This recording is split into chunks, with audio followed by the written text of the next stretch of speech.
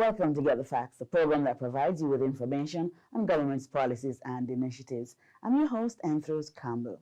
Now, today we're looking at the progress being made by the Transformation Implementation Unit and the way forward. And my guest is Executive Director Maria Thompson Waters. Welcome to the program. Thank you very much, Okay. Anthros. Tell us about the TIU. Why was it established and what's the purpose? The TIU was established to implement public sector transformation. It is the first of its kind in the public sector. Over the years, we've done public sector transformation, but there's never been a unit dedicated to implementing the plans. And our unit was established to do that in 2017 by the Prime Minister.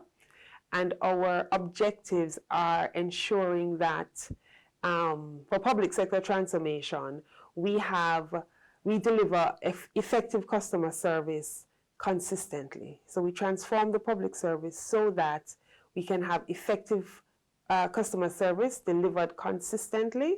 Yes. We have knowledge-based workers who are trained and properly compensated.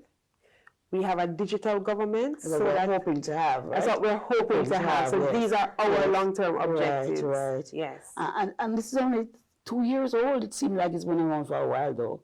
It does feel that way. The public sector has been going through transformation for some time now, about 30 years. Okay, we're getting to that transformation. And your vision is for a modern public service that is fair, that values people, and you said before, consistently delivering products and services. Good customer service. Yeah, but how do we compare now?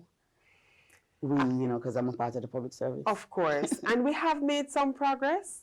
If you look at some of our executive agencies, we started off with 8 executive agencies. We're now at 12. And the focus of executive agencies is to do just that, deliver services promptly and effectively. So if you look at PICA, you look at RGD, the difference before these agencies were transformed is amazing. It would take you sometimes years to get your birth certificate. Now you can do that in 24 hours. Yes. So there have been strides made, but there are stops and starts. Yes. What we have is a program now that will take us consistently through the next 6 years to ensure that we have all the foundation that we need to transform in this digital age. Yes, but fair and one that values people, explain that. Of course. So have you ever been to the hospital? Yes. And you're waiting to see the doctor. Everybody's miserable. You get into a contention with some of the workers at the hospital, and persons come out and say, boy, government no fair, This is, because they're not saying the hospital isn't fair. Government isn't fair. When people get bad service, it reflects on all of us in the public sector. And so we want a public sector that treats people evenly, no matter where you are or where you're from. Right. People are treated fairly. And all of this we can achieve through effective customer service. Yes, yes. So you're into training? We are into training. We're into upskilling public officers because this is the digital age. Yes. We need to ensure that our public officers have the skills that are required for them to compete and work in this age. So we're into training and upskilling. Change management is a big thing. Transformation is all about change. Tell us about that change management. Transformation is... Because change, once you say change, people are thinking, oh, I'm going to lose my job? Yes. No. What we're saying is we need to prepare you for this new way of working. Yes. So we're not assuming that everybody is going to embrace the change, because change is scary. What we've done so far is we have trained and certified 80 public officers as change managers so that they can help guide the other employees in their organization through all of the different things that are going to be happening. Right. And we will be training another 60 in this month, trained and certified, so that we have an effective army of change managers. So when we are implementing all of these various projects, these efficiency projects, which will change the way you work, persons don't get uncomfortable and scared about what's in their future. Are we saying that there is nothing right about the public sector as it is No, what is right about it? Oh no, there is a lot right about the public service. You know, one of the basic things we say in the Transformation Implementation Unit is that if you look across the world today, our public sector can compete with almost any public sector. And if our program is developed to focus on what we call the foundations of public sector transformation, enabling persons to do the very best that they can do. Nobody comes to work and say, well, I'm coming to work to do nothing today.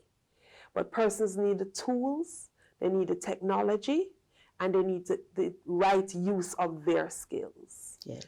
And so there is a lot that is good in our public service today, but we can be so much better.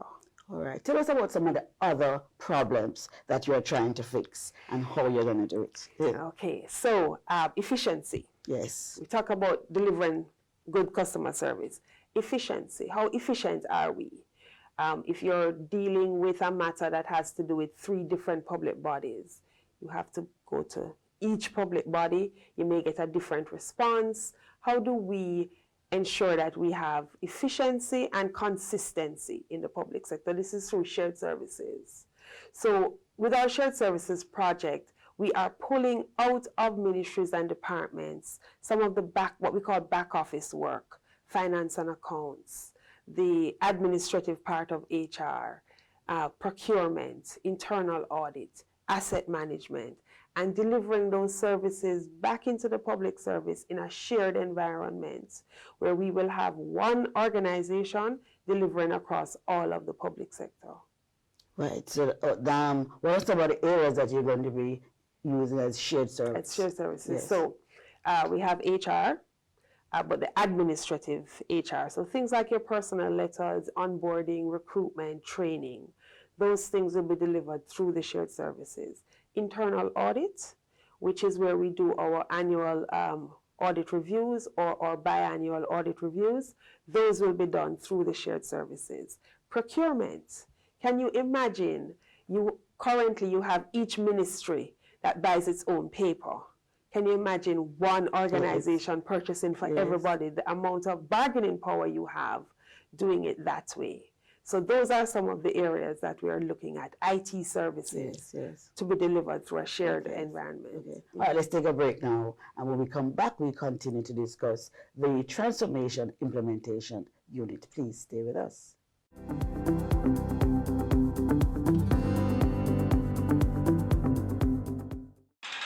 The following is brought to you by MOCA, the major organized crime and anti-corruption agency with kind support of NIA and USAID. Criminal minds think they are cunning. The major organized crime and anti-corruption agency have them running. Your friend a shout, come here. Take time running. Are we ready for the ops? Drive up on your block. Step out now me black. Cyber take about your laptop. Pull up every lock. No evidence to drop. We put it in a cuffs and now we have the under. From your system you better look out fit. When you move corrupt better look out fit. Feel say you get wet. Look out fit. Look out fit. Look out fit. From your system you better look out fit. When you move corrupt better look out fit. Feel say you get wet. Look out fit. Look out fit. Look out fit. The proceeding was brought to you by MOCA, the major organized crime and anti-corruption agency with the kind support of NIA and USAID. MOCA. MOCA.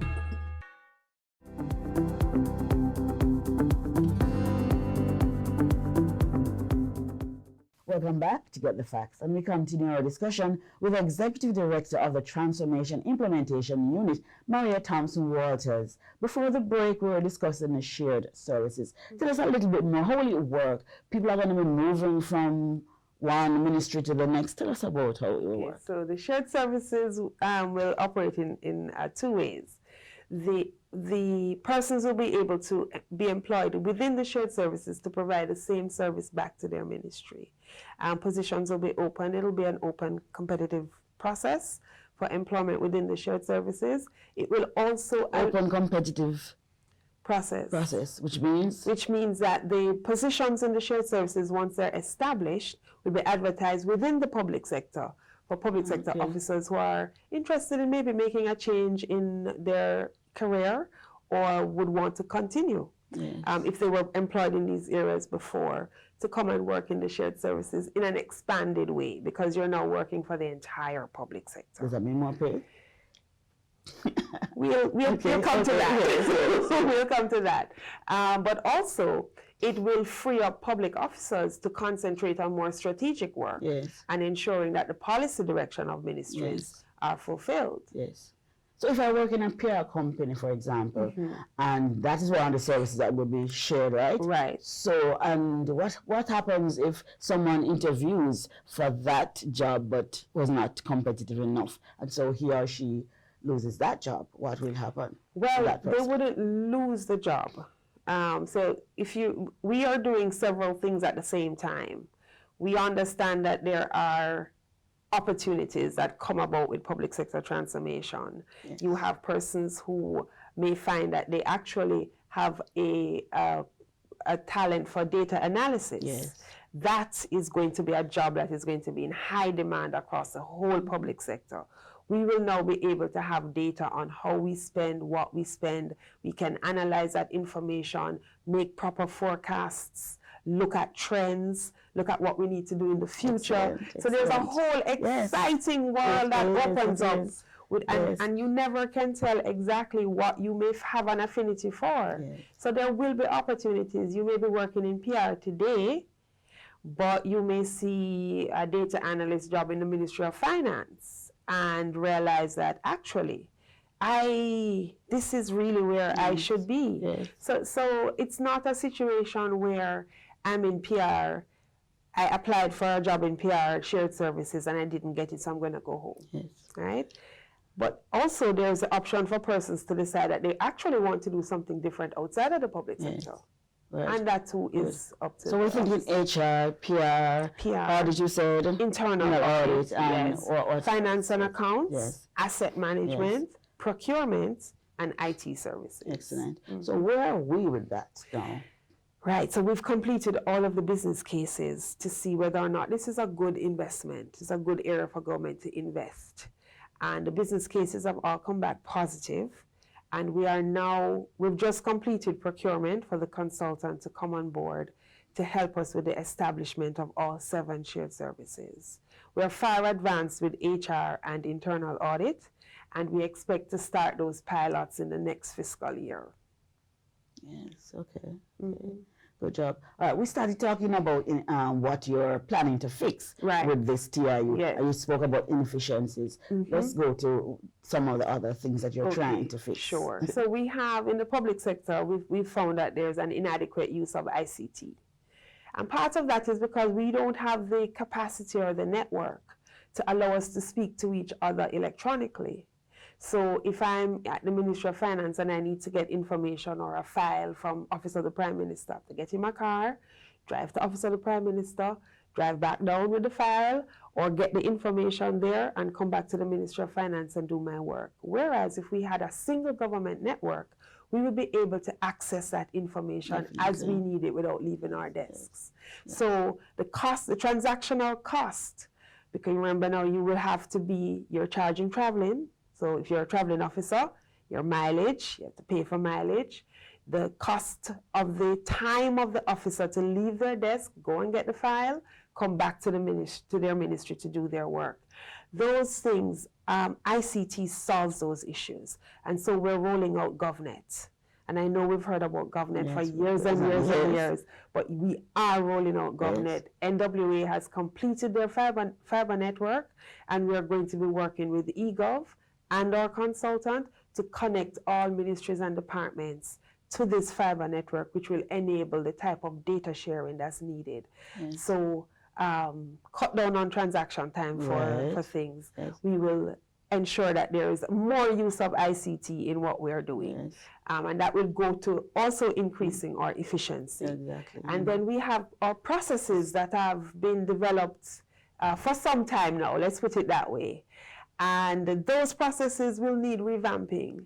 Once we digitize some of the operations of government, the existing processes will also have to change to accommodate this faster way of operating, which will serve to bring services faster to our citizens. So we won't have this excessive bureaucratic processes that we have today. Yes. So yes. Anything else?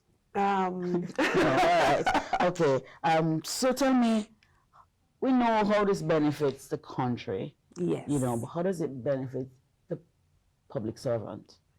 Right. So public sector transformation, I believe, is of, I would venture to say, is actually of more benefit to the public officer than citizen. Yes. Primarily because it allows persons to execute their job in such a way that puts them on the same level as any other country, any first world country. That is what we are aiming for. You know, the ability to, as a public officer, and I've worked in the public service myself for quite some time, it is difficult to hear on the call-in programs and people saying, boy, you know, civil servants, they don't care, and, you know, the complaints and the complaints and the complaints. I know we don't hear the praises, Right. but it's always hard to hear the complaints. So you can imagine the pride you have in being a public officer in an organization that is serving both your internal and your external customers. Yes. Right? And we're sure that this is not about cutting jobs. No, this is not about cutting jobs. This is absolutely not about cutting jobs. Saying that, there will be changes. It would not be fair for me to say that there won't be changes. There absolutely will be changes. But we are putting everything in place to support people through those changes, wherever those changes may lead. Right. If you were to speak to the public sector now, what would you say to them? To the public sector, I would say to them that engage in public sector transformation. Talk about it. Don't just have a water cooler chat. Talk about public sector transformation. Ask in your staff meetings, ask your senior officers, what is happening in public sector transformation? Reach out to the TIU. We are on all areas in social media.